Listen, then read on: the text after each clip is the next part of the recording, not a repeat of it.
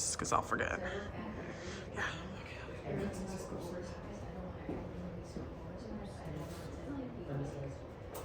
All right, lovely humans, we're gonna start in a second.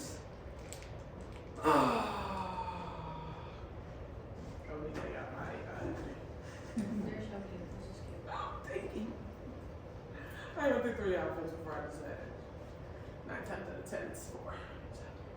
Alright, I think if you're ready, and if you guys are ready, and if I'm going to assume the people on the computer that are there are ready. Alright, thumbs up in the room. Okay guys, so hello. Welcome. So last year we did this series and we focused a lot about the foundations of marketing. So this year we're going to kind of be focusing a little bit more behind the scenes on both some of the business development and how it plays into digital marketing. What are the things that we need to think about as a business owner before we actually get to the making the content, posting on the socials, running the page. There's a few steps. So I am Angelique Wong. I'm a Kent State grad and I'm currently pursuing my master's here. I graduated with a fashion design, Master's of Arts or Bachelor's of Arts in fashion design. I minored in business and now I am studying emerging media and technology. So I really love Kent State. I love that this was a place that I got to cultivate who I am and what I want both as an entrepreneur and as a person. And I'm still doing that. So I'm hoping that sharing some of my own journey and these skills help you both in your entrepreneurial journey and in your life. Oh, let me click to grab you. Okay, so a little bit things about me. I am a podcaster, I'm a marketer, I'm a fashion designer. I started my podcast like a year or 2 ago, and honestly, I wish I was more consistent with it, but it's really meant to be an outlet for me to express things when it comes to my mental health and to help other people when it comes to being outgoing and talking about more personal topics. I find that a lot of big personalities love to talk about a lot of things and not as much the important things. Those tend to be a bit more difficult. So my goal with that is to open up some more communication. As a digital marketer, I currently work for a wedding venue and a catering company. I love working with them. I love being a part of people's special moments. It's absolutely amazing. And I'm excited that my career has allowed me to do some of the things that I love. I'm an entrepreneur, so I've got 2 businesses, and I'm going to share a little bit more about those on the next slide. I love basketball. I love to eat out and shopping. Those are both 2 things that I enjoy doing. I love to learn, as I told you, so I'm pursuing my master's, but I'm typically always doing some kind of certification. I like to know always what's going on when it comes to these digital platforms. They change like this, and so I do my best to be aware of them. I have a really bad sweet tooth, like me and birthday cake are like this. And it's a great stress reliever to eat sweets, but also not great on your teeth, so me and my dentist are also close. And I was a collegiate track and field athlete. So when I was here at Kent, my first 2 years, I was on the track and field team. I did short sprints, 200 meter, 155. So I could do it fast and I couldn't do it long. So here's some of my businesses. So starting with Societal Heights. So Societal Heights is a marketing agency that prioritizes helping small businesses with understanding business development and content creation, as well as coming up with digital strategies that are individualized to what your business needs. A lot of people start a business and understand their industry, but not what the rest of the business requires. And so what I do is help streamline that process and guide you in the right direction and come up with strategies that work for you, and also educate you on understanding how social media works and how you can use it to your advantage. Artusa. So Artusa is my clothing brand. I actually started as an athleisure brand. When I was a student, I was in fashion classes where people like dress nice and they look like off the magazine runway, and I literally came from practice in sweats and t-shirts, and I was like, I just don't feel like I'm presenting myself the way I want. But my clothing was more than just something I wore. It was also based on comfort, training, and all these other factors. And so I needed garments that kind of met me in the middle. And so what I did was create them. Now, in the last couple of years, it's really transitioned for much bigger than that. I still do a lot of ready-to-wear, and I've recently opened a store up in Cleveland. It's part of a small business collective called City Goods, where businesses can rent their space, and the staff there kind of help you with the retail side, managing a brick and mortar, learning how that works with the support of a team. Because a lot of people are solo entrepreneurs in their journey, especially early on, and what they give you is a really good base of community and support. So I've loved my time there so far. Additionally, I've kind of been going back to where I started, which is special occasion and bridal.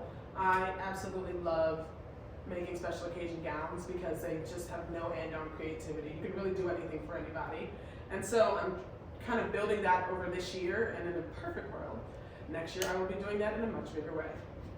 Ange the Maker is my personal platforms. I love crafting, projects, DIY, you name it, I've probably tried it. My parents' basement is full of supplies of every stage and phase that I've been through. One day I will empty it, no time soon, sorry mom and dad. But what it's really taught me is that I can be creative without ends. I don't have to limit myself, and then social media can also be for fun.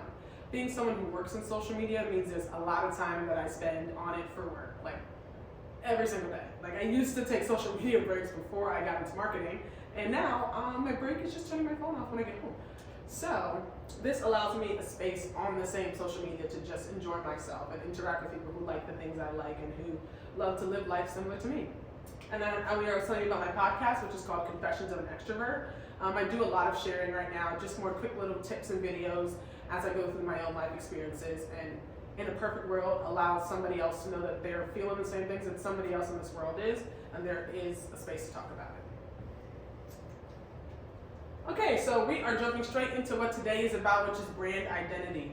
First thing to ask yourselves is, what is a brand identity? If you can't answer it, HubSpot has answered it for us. And they say that a brand identity is made up of what your brand says, what your values are, how you communicate your product, what you want people to feel when they interact with your company, and essentially your brand identity is the personality of your brand. What is your core, what are your values, and how do people recognize you? So you're going to want to really think about, what I like about their description is that it loads the layers of what a brand identity is. Sometimes you may hear it's the text and the colors and your fonts that you use to establish how people recognize your brand. But in other times, it's also the values you carry. We see every day large companies who have this thing that they do and that thing that they do that really doesn't match with our values. And you wouldn't have thought that it was part of theirs. So it's really important to be universal in how you cultivate this and maintain your message across the board. So here are some really important terms I'm going to want you to think about as you listen to this presentation. These are some of the main principles that are going to play a direct role into how you develop your brand identity, what you want it to be, how you want consumers to recognize you. So the first thing is going to be your content pillars. Those are going to be the topics that you build your online platform on. Who am I? What message am I trying to promote? Am I trying to educate people, or am I trying to entertain them? Do I want them to know my brand story, or do I want them to know what problem I solve with my product? All those questions are things that help you understand who your company is, and then give you a better foundation to market it to your consumers. Next, we're going to talk about your tagline and your slogan. This is the thing you're going to say non-stop. This is the thing that the YouTubers at the beginning that are like, hey, I'm so-and-so. That's the thing that sticks in your mind because they're constantly saying it. It's really repetitive, and it's meant to encompass in a quick way who I am as a company and what do I want. What do I want you to get from me if I only have 5 seconds to talk to you? Boom, that's where your tagline plays in. Touch points. A lot of people I have found in small business world don't know what a touch point even is. And it's every instance where your consumer comes across your product, whether that be an email, a text, just a visit to your website, a conversation with you. And in these moments are how you cultivate, how your brand is recognized by people, how they stick with you. Because most times, the customer needs to come across your brand 7 times before they're actually ready to buy. Because they want to feel familiar with their product or your service. They want to understand who you are. Are they okay with being associated with this company for whatever the reason may be? So these touch points are going to be super essential to, one, building repeat customers and building a community around what you do.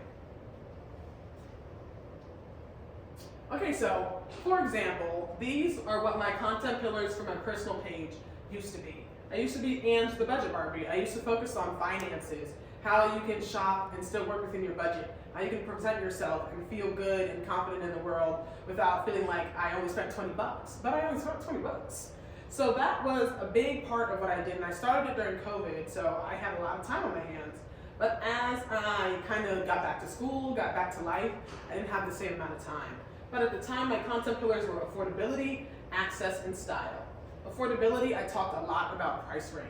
How can I get what I want for the price I want? Where can I get it? How can I find quality? What do I look up? Like, I'm the kind of person where my friends are like, I want this thing, but I don't know where to find it in, a budget that I like. And I would literally just take the keywords of what the item is, type it into the box, and find them 6 links. This price range, that price range, whatever you want. When it comes to access, a lot of people may not realize that the stores around us have a lot more than we think. So if you're working on a budget, you're gonna have to do a little bit more work to find the things that you need. And so what I did was the work for them. I go to the stores, I find the items, I post about it so that people had access to what they needed within their budgets. And style. I'm a fashion girly, I'm a material girl, I love a good look, I will not lie. So what I wanted to do was to promote that love of self and presentation of self to people while making it work within their budget. Because I was raised on whatever we had to make work. But we didn't go, I never felt like I went without. Never felt like I was less than or didn't present myself correctly because I didn't have name brand items or didn't have whatever the things that kids make important these days. It changes every year. But these were the priorities that I used to build my content. And I was able to build my platform in a few months to 5,000, 6,000 followers. It's still there now because I haven't been posting as much. But what it told me is that it's possible and that I have an option. I just have to actually cultivate it. Now, if we transition to where I'm at now, I've completely changed the name of my page. Now it's Ange the Maker because I love to craft and I love a lot of variety of products. Sometimes I don't even want to make content about what I used to, and I want to make content about where I'm at now. So I had to adjust my platform and adjust my brand's identity so that people could understand where I'm coming from now and who I want to be. So I switched my pillars, which is something else that I think us small business owners forget. It's your business. You control the presentation, so you have the space to adjust where you see fit. Life in entrepreneurship. I wanted to talk more about my journey and how I manage that. Because the one question I get in every single presentation is, how in the world are you doing all these things at the same time? And I tell people, I'm a little crazy, yeah. But it's also, I'm very intentional. How I plan my time, what I value, how I prioritize. Those things make a huge difference. Self-care. As someone who works a lot, borderline workaholic, don't let anybody tell you that. Self-care is really important. It's what makes a lot of work possible because I take care of my body, I do my best to take care of my mind, and I think a lot of people think self-care is only going to the gym, writing in a book about our feelings, eating healthy. There are so many ways to care for yourself outside of what we think is the usual. And so I do my best to share the ways that I keep myself going. And style and shopping, still something I love to do. So I still integrate it into my platform, but now I do it in a little bit of a different way. So what I want you to get from this slide is that you have space to adjust, but you have to still understand where you want to come from, and then you can build your content on that. Okay, so you don't have to literally raise your hand, but all these brands are probably something you recognize for whatever the reason may be. Maybe you ate there, maybe you shopped there, maybe you ship with them, whatever the case may be. Even if this didn't actually have words and it only had colors to represent the images, you probably would still be able to guess, even if I blurted out exactly who's who, what brand is what and why, even if you've never even used them. And you can evolve. Most of these companies probably don't look the same as they did 10, 20, or even 5 years ago. And that goes for small, medium, and large businesses too, outside of corporations. So it's important to understand that your brand identity should sometimes adjust with the mission of your business. Where you are and where you were aren't usually the same place. So your business must evolve with that if you would like to grow. So the questions I want you to start to think about when it comes to your brand identity, it's a mix of your visual identity and your values. When it comes to how you look, what colors are we using? What are our fonts? What size do I typically do? Do I have a logo that I use constantly? Do I have an alternative logo? All these questions are some of the things you're going to want to ask yourself. When it comes to your morals, what problems do I solve? Is sustainability important to me? All these things are questions you want to answer first because it allows you to build a more solid foundation of how people will understand you. If you think about a company that resonates with you, whether it be because you like it, because you shop with them or use their product or their service, there are very specific factors that bring you to this business. And they probably are different factors that bring this person to it and this person and this person. Because what their goal is to create a universal message despite the things that make us different. I'm here to solve your problems, whatever that problem may be and whatever my industry is. But that problem is the one thing that binds all my customers together. So I use that as the base to uplift you. And these are some of those questions on how they do that. So when you're starting your business, you're going to want to talk to yourself, literally, or write it down. Because the more information you have, the better a decision you can make. And that applies to just about anything. So one of the biggest questions that most people cannot answer is, what is your why? You can have the best, most professional and clean image of your brand all you want. Why are you doing this? Why do you exist? Why should I hand my money over to you that I worked so hard for? Why should I, my valuable time that I can't get back once I give it to you, why should I give that to you? Why do you do this? What's going to keep you going as an entrepreneur on the days when you're like, why am I doing this? That why is going to be something you're going to reiterate to yourself every single day. And the why for you as a business owner and the why for your business are going to be different. Some people start businesses because they don't like 9 to 5s, like I told you earlier. Some people start a business because they have this problem that no one has been able to solve. Some people start a business just because they want to, just because they saw other people doing it.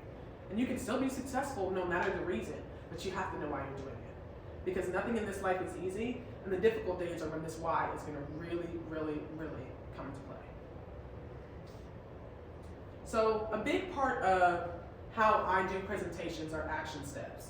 And so I think one thing I actually want to ask you, and virtually if you want to answer, let me know, raise the hand, we can see you, is what do you do? Who are you? What's your business? Now that you've had a little bit of insight into what an identity can be, I want to know where you're currently at, and then we're going to go over how these action steps can actually apply to your journey. Do you want to start with you? So where I'm at right now is that I have my business registered, Trust Your Strength. I really am just working on bringing my vision into the now, of how I want to make and create clothing and how I want that clothing to convey trusting one's strength, the journey of becoming yourself, and being a creative. Bringing that like into fruition, so like I'm kind of getting samples kind of made up right now. I'm kind of starting like in a simple spot because sometimes you don't have to start crazy at 100, just starting, but also being able to convey that message to customers is kind of like where I'm having that toggle, like bridging visual and why and like conveying that. So that's where We're going to actually get into all of that, so totally fine. My friend? Oh, don't need to? Okay. Online, do you want to answer? No, they didn't raise their hand, so I'm going to leave that be. Okay, so then I'll tell you a little bit about where I am. So when it comes to my marketing agency, one of my biggest successes was getting clients at all. Because something for me was I'm completely self-taught. Me, YouTube University, and the internet are BFFs. All of my careers I have learned from the internet. And then I came to college. And I was like, okay, now I need some more traditional learning to take all my knowledge and put it together. But when you start something, confidence is something that comes at different levels for different reasons. I was very confident in track and field because I've been doing it since I was like, could run. So no one could tell me what I couldn't do. And I never realized how far the potential could go until I made it to States my sophomore year of high school. I was just running before that. But after that, I realized that I had the potential for something much greater than I could have imagined. And so it invigorated me to work harder. So with marketing, I chose to get into this new career, something I had no experience in. I didn't even know anybody that worked in it. But I understood that I really enjoyed what I was doing when I had to do it.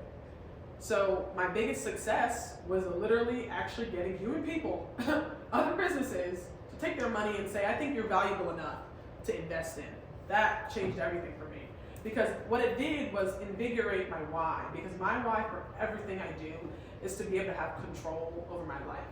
To be able to take time to enjoy the things I love, to be able to spend time with my family, to go to a concert, to do whatever the things are that make life worth living, whatever the experiences I find that make me want to learn more about the world. But you can't do that on a strict schedule sometimes.